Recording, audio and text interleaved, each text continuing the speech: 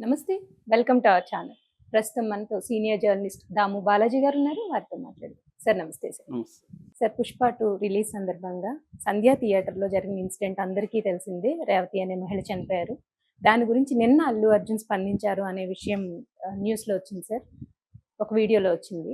So దాని గురించి అసలు ఆయన ఏమని మాట్లాడారు? అలాగే ఆ కుటుంబానికి ఏమన్నా సహాయం చేసే ఉద్దేశం ఉందా ఆయనకి? నిన్న అల్లు అర్జున్ ఒక వీడియో రిలీజ్ చేశాడు. అందులో ఆయన ఆ సంఘటనని పట్ల బాధపడుతూ మాట్లాడాడు. అంటే ఇది ఎప్పటినుంచో కొన్ని ఏళ్ల నుంచి ఇలాగా ఒక థియేటర్‌కెళ్ళి ఆడియన్స్‌తో హీరోలు సినిమా చూడడం అనేది ఒక తెలియని ఆనవాయితీగా వస్తుంది. అలాగే మేము వెళ్ళాము. బట్ మేము సినిమా చూసి అయిపోయినాక మాకు తెలిసింది ఇలాగ జరిగిందని. సో నేను, సుకుమారు, మా మా టీమ్ అంతా కూడా చాలా బాధపడ్డాము. సో ఇలా ఎందుకు జరిగింది? ఎప్పుడూ జరగలేదు, ఇది ఫస్ట్ టైం ఇలా జరిగింది. సో అని ఆయన ఎక్స్‌ప్లెయిన్ చేస్తూ మాట్లాడాడు. దాని తర్వాత ఆ కుటుంబానికి 25 లక్షలు ఇస్తున్నట్టుగా కూడా ప్రకటించారు.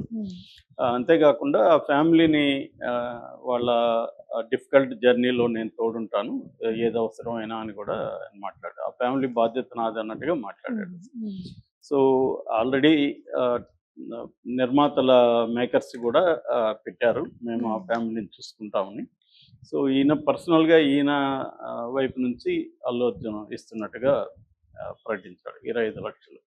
అయితే ఇక్కడ తన వైపు నుంచి అలా వెళ్ళడం తప్ప అన్న చర్చ ఇప్పుడు ఎక్కువగా జరుగుతుంది. ఏంటంటే అల్లు అర్జున్ వల్ల ఇది జరిగిందనేది ఎక్కువ మంది చెప్తున్నమాట. ఎందుకంటే థియేటర్ లోపలికి ఆల్రెడీ థియేటర్ ఫుల్ ఉంది. అటువంటప్పుడు ఈయన ఒక 20-30 మందిని వేసుకొని వెళ్ళినట్టుగా భాస్కర్ వాళ్ళ హస్బెండ్, రేవతి అనే ఆవిడ చనిపోయింది, వాళ్ళ హస్బెండ్ భాస్కర్ కూడా చెప్తున్నాడు.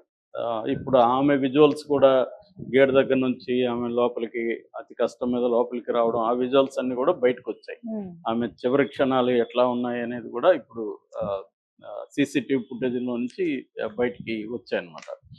అవన్నీ చూసినాక ఎక్కువ మంది మాట్లాడుతున్నది ఏంటంటే అల్లు అర్జున్దే తప్పు అన్నట్టుగా మాట్లాడుతున్నారు. కాకపోతే ఏంటంటే అల్లు అర్జున్ చెప్తున్నది ఏమంటే, మేము రెగ్యులర్గా ప్రతి హీరో ఇలాగే చేస్తున్నాడు, ఎప్పుడు జరగలేదు ఇలాగా అనేది.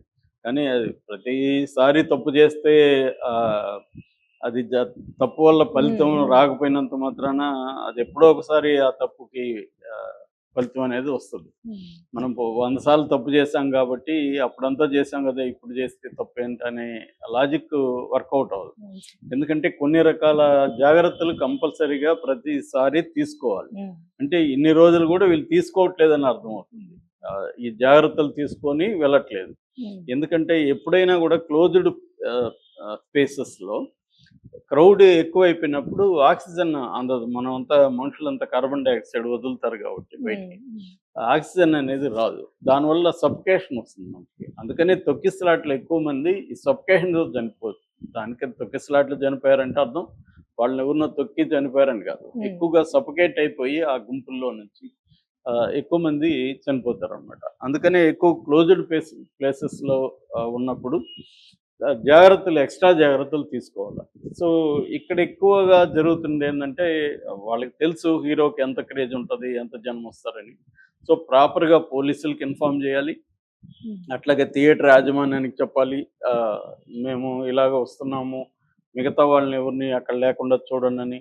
సో ఇదంతా ప్లాన్ చేసుకొని వాళ్ళు రావాలి. కానీ వాళ్ళు ఏంటంటే ఒక రిలీజ్ అయిన ఒక ఎగ్జైట్మెంట్ అదంతా ఉన్నప్పుడు వాళ్ళకి ఒక సెక్యూరిటీ మేనేజర్ ఉన్నాడు, అతను చేసి ఉండాలి. ఇప్పుడు అందుకనే సెక్యూరిటీ మేనేజర్ మీద కూడా కేసు పెట్టారు పోలీసు.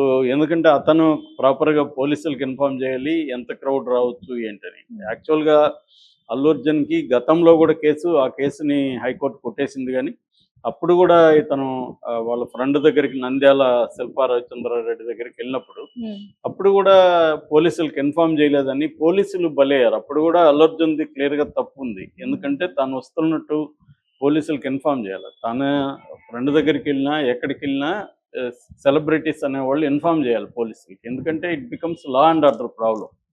సో అందువల్ల అక్కడ వేలాది మంది అప్పుడు కూడా గుమ్మికూడారు. అది ఎలక్షన్ కోడ్కి వ్యతిరేకం అని చెప్పి అక్కడ దాదాపు 3-4 పోలీసుల్ని ఎలక్షన్ కమిషన్ సస్పెండ్ చేసింది.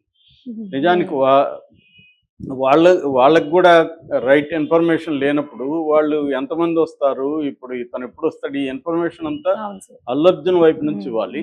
సో అది బాధ్యతారహితంగా క్లియర్ కనబడుతుంది. దాని నుంచి అల్లు అర్జున్ కానీ మిగతా హీరోలు కానీ ఇప్పటి నుంచి అయినా థియేటర్లకు వెళ్ళేటప్పుడు ఈ జాగ్రత్తలు తీసుకోవాల్సిన అవసరం ఉంది. రెండవది ఈ థియేటర్ యాజమాన్యం వాళ్ళకి కూడా కామన్ అయిపోయినప్పుడు దీన్ని అంటే వాళ్ళు చాలా సార్లు థియేటర్లలో ఏంటంటే ఏదన్నా ప్రమాదం జరిగితే ప్రాపర్ మెజర్స్ ముందుగా తీసుకొని ఉండరు వాళ్ళు. ఇక్కడంతా ఏమవుతుందంటే మనం అనేక ప్లేసులు చూస్తూ ఉంటాం. ఎట్లా జనం ఉంటారంటే ఏదన్నా జరిగితే ఏమవుతుందా అనిపిస్తూ ఉంటుంది. ఎందుకంటే ఇక్కడ ఆ, అవినీతి ఇవన్నీ ఉంటాయి కాబట్టి వీళ్ళకి పర్మిషన్లు ఇచ్చేస్తూ ఉంటారు తీసుకునేటప్పుడు. సో దాని తర్వాత ఏదైనా ప్రమాదం జరిగినప్పుడే ఈ చర్చ వస్తూ ఉంటుంది తప్ప ప్రమాదం జరగనన్ని రోజులు అది నడుస్తూనే ఉంటుంది. సో అందుకని ఇప్పుడు ఈ సంఘటన పట్ల గవర్నమెంట్ కూడా ఒక చిన్న విచారణ లాంటిది జరిపించాలి. పోలీసుల విచారణ అనేది సరిపోదు. ఎందుకంటే ఇవన్నీ బిగినింగ్‌లో హడావిడి ఉంటది. మనం అంతా చెప్పుకుంటాం. 4 రోజులు పోయినాక ఇది నీరు గారిపోతుంది. ఎవడు పట్టించుకోడు. ఇప్పుడు మాట్లాడే వాళ్ళందరూ గూడా వాళ్ళకి వేరే ఇష్యూలు వస్తాయి. వేరే దాని మీదకెళ్ళిపోతారు కాబట్టి ఇది పక్కదారి పడుతుంది. అయితే ఇప్పుడు మళ్ళీ అల్లు అర్జున్ మీద కేసు పెడితే మాత్రం ఆయన మీద ఉన్న సెక్షన్‌లో అయితే బిఎన్ఎస్ కింద 105, 118 ఈ 2 సెక్షన్ల కింద పెట్టారు. ఈ 2 సెక్షన్ల కింద 5-10 ఏళ్ళు జైలు శిక్ష పడే అవకాశం ఉంది. ఎందుకంటే ఒకరి మరణానికి కారణమయ్యారు అన్నదే ఆ సెక్షన్ అనమాట. హత్య కాదు గానీ మరణానికి దారి తీయడానికి కారణమయ్యారు అన్న దీంట్లో ఈయన మీద థియేటర్ యాజమాన్యం మీద సెక్యూరిటీ మేనేజర్ మీద పెట్టారు. అట్లాగే పోలీసుల వైపు నుంచి ఏమన్నా వైఫల్యం ఉందా అన్న యాంగిల్లో కూడా దీన్ని విచారించాల్సిన అవసరం ఉంది. పోలీసులు అయితే మా దీంట్లో ఏం వైఫల్యం లేదని చెప్తున్నారు. కానీ ఇప్పుడు అటువంటి సంధ్యా థియేటర్ అంటేనే విపరీతమైన క్రౌడ్స్ వస్తారు. పోలీసులు జనరల్గా సెక్యూరిటీ పెడతారు కానీ అది సరిపోదు. సో అల్లు అర్జున్ వచ్చింది మాకు కరెక్ట్గా టైంకి చెప్పలేదని వాళ్ళు చెప్తున్నారు. సో దీన్ని అంతా కూడా విచారించాల్సిన అవసరం ఉంది. దీంట్లో ఎవరెవరు తప్పు ఉంది ఏం తేలాల్సిన అవసరం ఉంది. ఓన్లీ ఇప్పటివరకైతే గవర్నమెంట్ వైపు నుంచి ఎటువంటి చర్యలు ఏమి కనిపించలేదు. ఓన్లీ ఆ బెనిఫిట్ షోలను రద్దు చేస్తున్నట్టు మాత్రం ప్రకటించారు. బెనిఫిట్ షోలు రద్దు చేయడం అనేది పరిష్కారం కాదు. బెనిఫిట్ షో కాకపోయినా వాళ్ళు మామూలు షోకైనా వస్తారు కదా హీరోలు. వాళ్ళకి ఏంటంటే ప్రమోషన్ కావాలి, హీరో రావడం, ఒక హంగామా, హడావిడి ఇవన్నీ ఉంటదన్నమాట. ఎక్కువగా మాస్ ఉన్న థియేటర్స్కి వాళ్ళు వస్తారు. మల్టీప్లెక్స్లకు వాళ్ళు వెళ్ళరు. ఎందుకంటే అక్కడ పెద్ద జనం ఉంటారు. వీళ్ళకి జనం కావాలి. సో ఆ జనం ఉన్న మా సింగిల్ స్క్రీన్ అంటే ఆర్టీసీ క్రాస్ రోడ్లు ఎక్కువగా సంధ్యా, సుదర్శన్ ఇలాంటి థియేటర్లు అక్కడ ఎక్కువ ఉంటాయి. సో వాటికి ఎక్కువ వస్తుంటారు. సో వచ్చినప్పుడు అక్కడ ఎటువంటి జాగ్రత్తలు తీసుకోవాలి అనేది. ఎందుకంటే పెద్ద ఎడ్యుకేటెడ్ సెక్షన్‌లో అంత పరుగులెత్తేదేమి ఉండదు. ఎక్కువ మాసే అభిమానుల్లో ఎక్కువుంటారు. వాళ్ళే ఫ్యాన్ అసోసియేషన్‌లు ఉంటారు. వీళ్ళు ఒక హంగామా క్రియేట్ చేస్తారు. కావాలనే పెద్ద ఎత్తున ఆర్గనైజ్ కూడా చేస్తారు. ఎందుకంటే కనబడాలి క్రౌడ్ అని. సో అందువల్ల ఇప్పుడు అల్లు అర్జున్ ఓన్లీ డబ్బులిస్తే సరిపోదు. ఇప్పుడు ఇదే వేరే ప్లేస్‌లో మన ఫర్ ఎగ్జాంపుల్ నా వల్ల ఎవరన్నా చనిపోతే నేను డబ్బులు ఇస్తానని వదిలేని చట్టం వదులుతుందా? వదలదు మామూలుగా అయితే. సో అల్లు అర్జున్ అయినా ఇంకొకరైనా చట్ట ప్రకారం ఖచ్చితంగా ఈ కేసుని ముందుకు తీసుకెళ్ళి చర్య తీసుకుంటేనే నెక్స్ట్ జరగకుండా అందరూ కూడా జాగ్రత్తలు తీసుకుంటారు ఒకటి. రెండవది ప్రభుత్వం వైపు నుంచి థియేటర్ పరిస్థితి ఏంటి? థియేటర్‌లో కూడా సెక్యూరిటీ స్టాఫ్ ఉంటారు మామూలుగా.